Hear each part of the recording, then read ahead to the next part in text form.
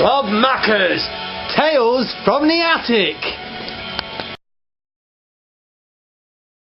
Here is part 2 of The Terror of the Madman, written by me when I was 11 years old with my twisted mind. So, Paul Harvey is on the run, having killed his girlfriend Betty.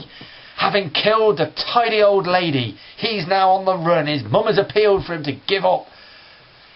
Taking a walk, the dead people are now speaking to him in his head. What will happen next? Let's continue. I wonder where Paul is. So Stephen went to bed.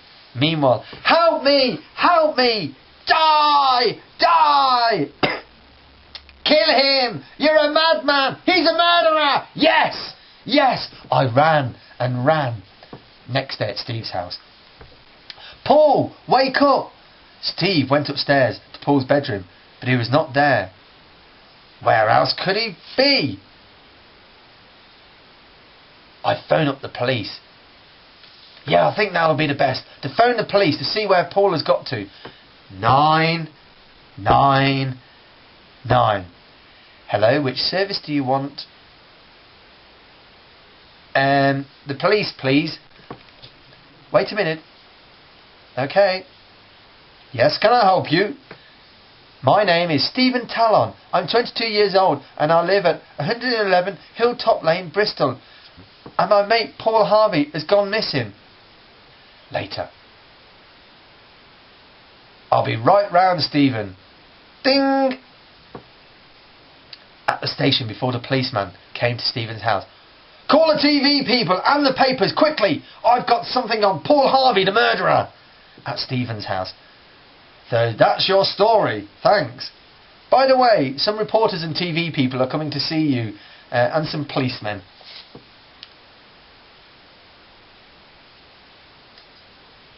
First, the TV people. Newsflash! Here is a newsflash! Britain's most wanted man has gone missing from a pal's house in Bristol. Peter Snow is reporting from Bristol. Hello, I'm standing in 111 Hilltop Lane, Bristol, England, where Paul Harvey, Britain's most wanted man, went missing. He has been missing for 12 hours, and his pal Steve found out he was gone. There is an all-out search for him. Peter Snow, 111 Hilltop Lane, Bristol. ITN. Goodbye. That's the end of the news flash. Now back to the adverts. Meanwhile, in the papers, The Sun had the story on the loose. Britain's most wanted man is on the loose again. He went missing last night. The Daily Star had the headline, Gone, gone, gone. Paul Harvey has gone missing again and is nowhere to be found. Look on page 22, 23 and 24 and 25 for the full story. Meanwhile, on a radio broadcast, this is the Chief Inspector Hall from Bristol, and has come to Radio 1 in London today and is making a speech. Hello everybody. Now please listen. Britain's most wanted man is on the loose and cannot be found, and my men are getting tired of looking. They have been looking since October the 15th. Now it's December the 9th already. So look, we need a volunteer, please. Next day there was a phone call. Hello, this is the police. Can we help you? Yes, I'd like to volunteer for the murder hunt. And yes. Okay, what's your name? News. We have a volunteer for the murder hunt. Next day. Right, let's get all the gear ready, okay? Yes. Right, off we go. So off they went. The dogs are in the back. Meanwhile, Paul was going mad. Help! Help!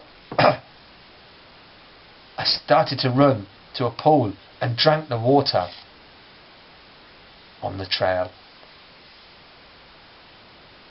The volunteer said, Stop the car! Stop the car here, Chief! Okay. Right, let's get the dogs out now. So they let the dogs out to find the murderer of Britain. The dogs began to bark. What is it, Shep? Said the chief. Roof, roof, roof, roof. They had found my trail. They were quite close, so I began to run and run. I was mad. Yes, I was. The police let go of the dogs and they began to run after me. Run with the dogs and see what they have found. No! But it was not me. A police dog. It was an old man's dog.